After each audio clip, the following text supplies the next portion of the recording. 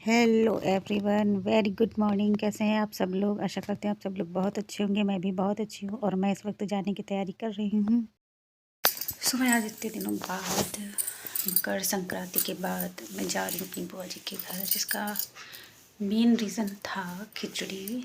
हमारे यहाँ खिचड़ी शादी के बाद आती है मायके से, जो कि बहुत से लोगों के यहाँ आता होगा, यूपी तरफ से, लखनऊ से होना में, इसलिए मेरे यहाँ से खिचड़ी नहीं आई थी इस बार, क्योंकि खलमास चल रहा था या पंडित जी से पूछा गया था, उन्होंने मना किया था, तो इसलिए मैं उस दिन नहीं गई थी। बुआ की तबीयत भी काफ़ी ख़राब थी, तो इस वजह से मैं जा भी नहीं पाई थी। तो आज हस्बैंड की छुट्टी भी है और बहुत दिनों से मैं कह भी रही थी जाने के लिए, उनको देखने के लिए, मिलने के लिए। फाइनली आज वो दिन आ गया है। इसलिए मैं इतनी जल्दी जल्दी तैयार हो रही हूँ। कोई भी लड़की हो मायके जाने के लिए बहुत जल्दी तैयार होती है, आई नो। आप लोग भी काफ़ी लोग इस बात से एग्री करती होंगी, लेडीज जितनी उतनी करती होंगी, क्योंकि मायके एक ऐसी चीज़ होती है नहीं कि सुकून प्लेस होता है। बस इसीलिए मैं देखती हूँ आगे चलती हूँ कैसे क्या वीडियो बना पाती हूँ, नहीं बना पाती। फिलहाल तो वहीं जाके आपसे मिलेंगे। गाइस, आप देख सकते हैं मैं इस वक्त फुल रेडी हो चुकी हूँ। मेरा पर्स भी लग चुका है और बस मुझे निकलने की जल्दी है, क्योंकि जाहिर सी बात है घर जाने को किसे नहीं जल्दी होती। मैं बस हस्बैंड का वेट कर रही हूँ, वो भी तैयार होकर के आ रहे हैं और उनके आते ही हम लोग निकल जाएंगे अपने घर। तो हम लोग घर से निकल चुके हैं और रास्ते में थोड़ा सा काम था जहाँ पे हमें रुकना पड़ा और थोड़ा टाइम यहाँ पे लग गया रुक कर के। और मौसम इतना ठंडा था कि मैं क्या ही बोलूँ, बाइक से बहुत ज़्यादा ठंड लग रही थी, जो मैं बयां नहीं कर सकती, क्योंकि यहाँ तो धूप भी नहीं निकल रही है और थोड़ी देर में हम लोग पहुँचने वाले हैं। फाइनली मैं घर पहुँच चुकी हूँ और आपसे मिलती हूँ थोड़ी देर में। हेलो एवरीवन, मैं बुआ जी के घर पहुँच चुकी हूँ और आई थी, थोड़ी देर बैठी, बातें करी, उनका हाल चाल लिया। उन्होंने खाना नहीं खाया था, चाय पीकर वो लेट गई थी, उनको ठंडक बहुत ज़्यादा लग रही थी। इसलिए मैं आई और आके मैंने उनका हाल चाल लिया, थोड़ी देर बैठी, चाय वाय पी। मैं सूट नहीं कर पाई क्योंकि मेरा फ़र्स्ट टाइम है। मुझे नहीं आइडिया है कि उनको इस चीज़ पे क्या फ़ील होगा, क्या नहीं होगा, बताया भी नहीं है। इसलिए मैंने नहीं ज़्यादा कुछ सूट किया। फिर उसके बाद मैंने खिचड़ी बनाया बुआ जी के लिए, थोड़ा सा वो खाई, मैं भी साथ में खाई खा के थोड़ा बहुत काम करके उसके बाद फ्री होके अब जाके मैं आके बैठी हुई हूँ। डियर, मैं आपको दिखा रही हूँ अपनी बुआ के घर के पीछे का बैकग्राउंड, जो कि यहाँ पे बहुत ढेर सारे टमाटर के पेड़ लगे हुए हैं, जो कि हर साल आते हैं और हर साल बहुत से अच्छे टमाटर भी आते हैं। और एक दो इस बार बैंगन के पेड़ भी आ गए हैं और खूब ढेर सारे गेंदे के फूल भी आए हैं, जो देखने में बहुत अच्छे लग रहे हैं मुझे। ससुराल से आने के बाद, मायके में आने के बाद कितना फ्रीडम मिलती है ना।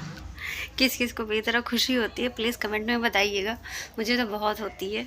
मतलब एक है नहीं कि अभी सोना है, फिर कब उठेंगे, नहीं उठेंगे। ऐसे तो आपको पता है मैं ससुराल में हर 20 मिनट का अलार्म सेट करके रखती हूँ, क्योंकि मुझे डर लगता है कि मैं अगर सो जाऊँ तो पता नहीं मैं आँख मेरी खुलेगी भी कि नहीं खुलेगी, क्योंकि मुझे 4 साढ़े 4 के आसपास में उठ जाती हूँ। मिलता रहता थोड़ा बहुत, अपना रूम वगैरह सब क्लीन करके, तो उसके बाद नहा लेती हूँ। नहाने के बाद पूजा पाठ करके नीचे कोई, फिर 3:30 बजे हस्बैंड जी फिर वापस आते हैं। फिर उसके बाद जो भी छोटा मोटा नाश्ता पानी होता है उनका वो करती हूँ। बाकी जो कुछ बनना होता है, जो कुछ होता है, मम्मी बताती हैं तो वही तभी बनाती हूँ। अपनी इच्छा अनुसार कुछ नहीं करती, क्योंकि ससुराल है, पूछना आपका परम धर्म कर्तव्य है ना। अभी ऐसा कुछ नहीं है कि अपनी मनमर्जी में कुछ भी बनाऊँ, कुछ भी करूँ, नहीं होता है, क्योंकि थोड़ा माहौल अलग है, चेंज होता है हर जगह का। अभी तो मैं छोटे छोटे ब्लॉग बना रही हूँ, मुझे बोलने का थोड़ा बहुत एक होता नहीं है कि हाँ लगता है कि मैं किसी से बात कर रही हूँ, मैं अपने दिल की बात कर रही हूँ किसी से। ऐसे होता था ना, तो मैं अंदर बहुत टेंशनाइज रहती थी। टेंशन अभी भी है और वो हमेशा रहेगी, तब रहती है जब मैं हस्बैंड का अपने चेहरा देखती हूँ और देखती हूँ कि वो इतना परेशान रहते हैं। कि मेरे हस्बैंड शादी से पहले, आप यकीन नहीं करेंगे, इतने हैंडसम, इतने सुंदर थे कि मैं मैं उस टाइम पे एकदम इतनी पतली थी और एकदम पतली कि आप कह नहीं सकते कि मेरा इलाज होता था। मेरा इलाज होता था कि मैं किसी भी तरह कुछ भी खाऊं तो मेरे शरीर को लगे, मेरी बॉडी को लगे। लेकिन अब मेरे हस्बैंड इतने हेल्दी, इतने अच्छे थे, इतने क्या ही मैं बोलूं।